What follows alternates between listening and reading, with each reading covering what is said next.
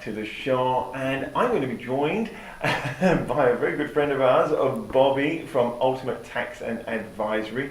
No, we're not going to talk tax, we're going to talk business, and we're going to talk about the great opportunities coming in at this time of year and work-life balance, and a few stories that I think will just inspire us and take our businesses to the next level. So don't go anywhere.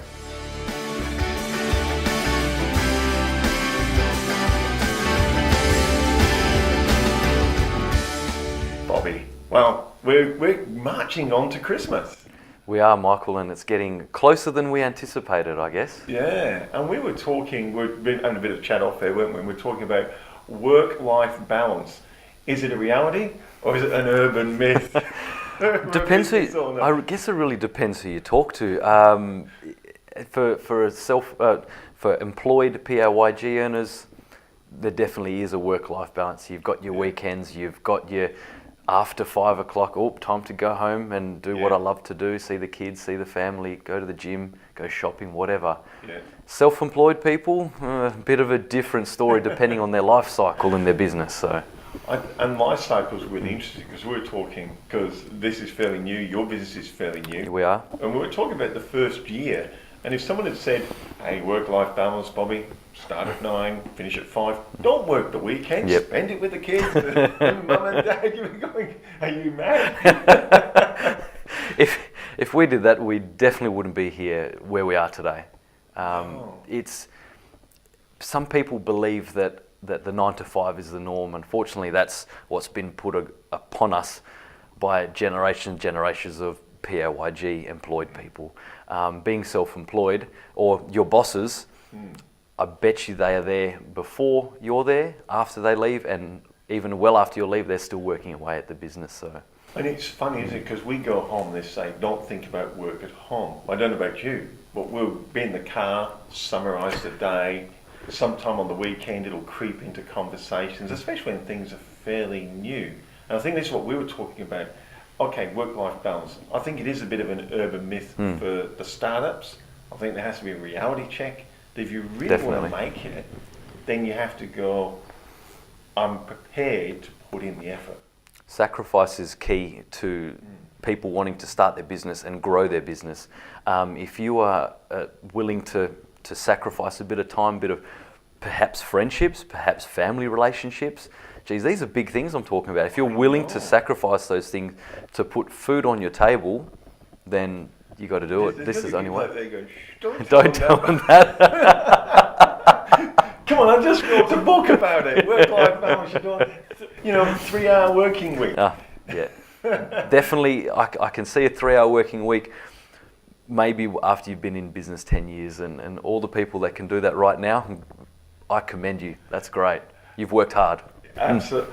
That's the key, isn't it? If you want that, then you have to do the hard yards first, don't you? You put in and then you can get out. Definitely. It was interesting, I was reading that Rich Dad Poor Dad book, and he was saying that rich people tend not to rack up debt, tend not to buy things and pay them off as they go. They wait till they've got their money and then they buy. So they go without the start, so they have a great life later on. Definitely.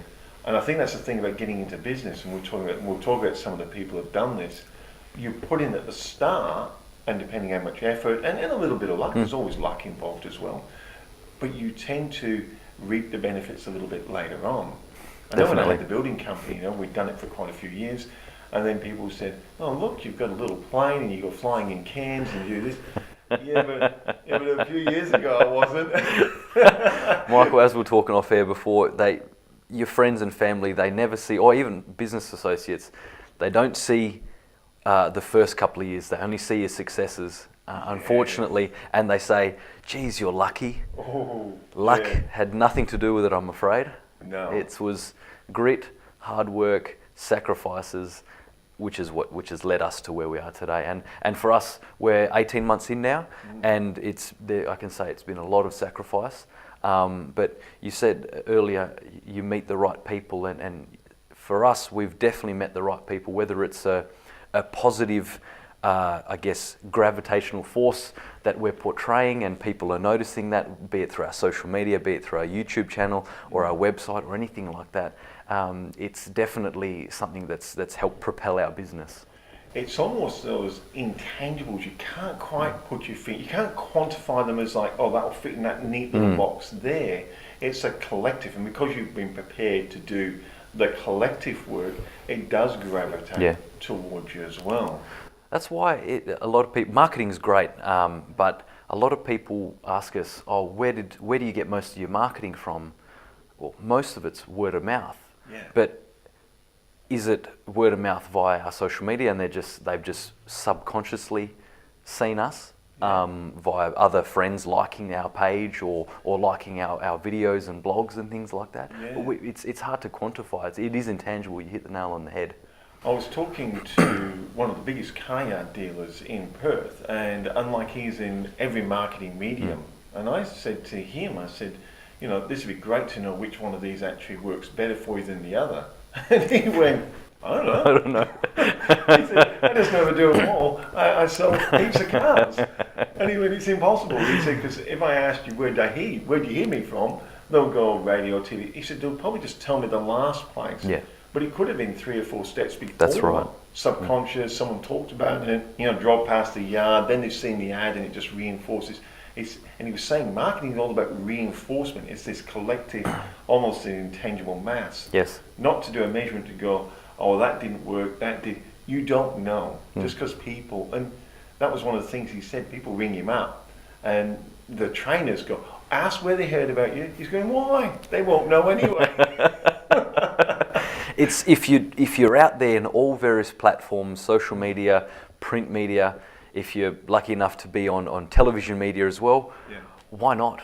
There was one thing you were saying, and that was when we were off air, that a lot of the success, people quit just at the wrong time, but you're saying a lot of it comes down to personal belief. That's right. If you work hard enough and believe in your product or believe in your service, you will pay dividends. If you are just delay the want and need to find the goal, then you're just going to give up, aren't you? Yeah, it was interesting. We were talking about a few people, and they're famous. But I mean, you talk about, you know, the Kentucky Fried Chicken guy, over 1,000 knockbacks. Yes. We talked a bit about Steve Jobs, you know, and he was designing computer games before they had their cost him an arm and a leg, and he could have pulled out at any time and say, no, this is all too hard. Yeah. And then you got, you know, McDonald's, Ray Kroc. I mean, Ray was selling milkshake machines.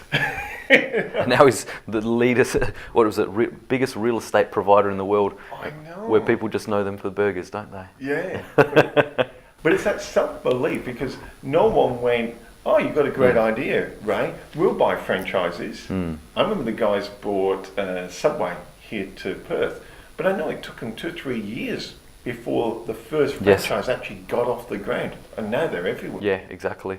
So, it's once again just putting that belief in yourself, in your brand, in your product or service, and it's definitely going to get out there.